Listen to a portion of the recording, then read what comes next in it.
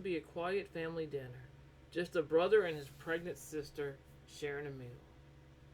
But as the night of May 23rd, 2024 stretched on, a mother's worry for her daughter, Bethany, began to tighten into a knot of fear.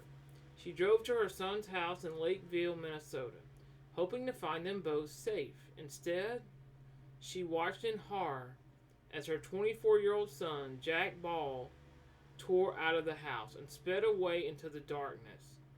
A chilling dread washed over her.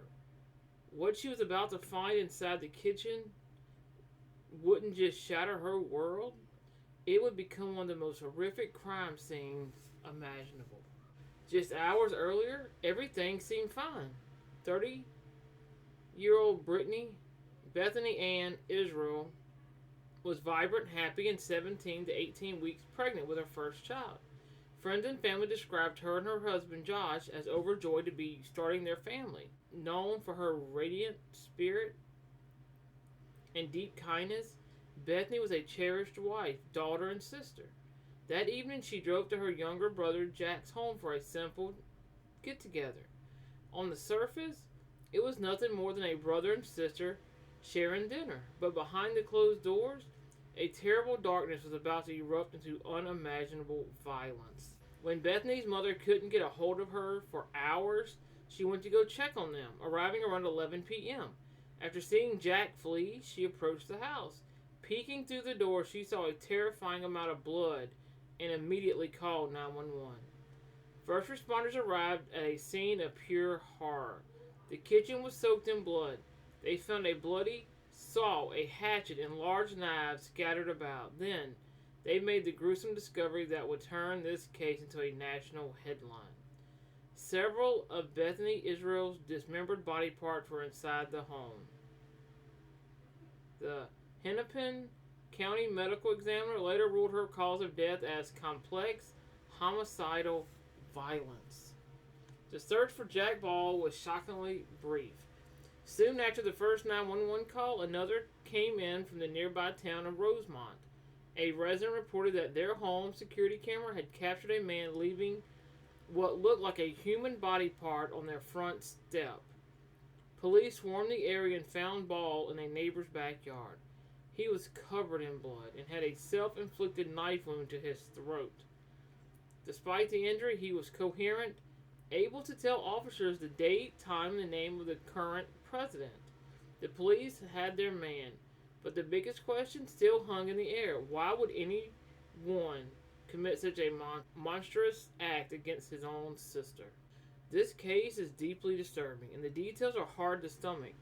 If you want to understand the dark psychology behind and what happened and follow the quest for justice, make sure to subscribe to the channel for updates. As investigators dug into Jack Ball's life, they found a twisted motive in the pages of his journal. The entries revealed a terrifying resentment. Ball wrote that he was angry his sister Bethany was pregnant, claiming she was no longer innocent. This bizarre and frightening jealousy appears to be the central reason for this horrific actions. This wasn't the first time authorities had dealt with him, either. Police had responded to a mental health call regarding Ball back in 2022, suggesting a history of instability long before this tragic night. The why was becoming clearer. A brother's rage, fueled by a delusional belief, had ended in an act of unthinkable violence. In January of 2025, a grand jury indicted Jack Ball on 4 counts, including 2 for premeditated first-degree murder.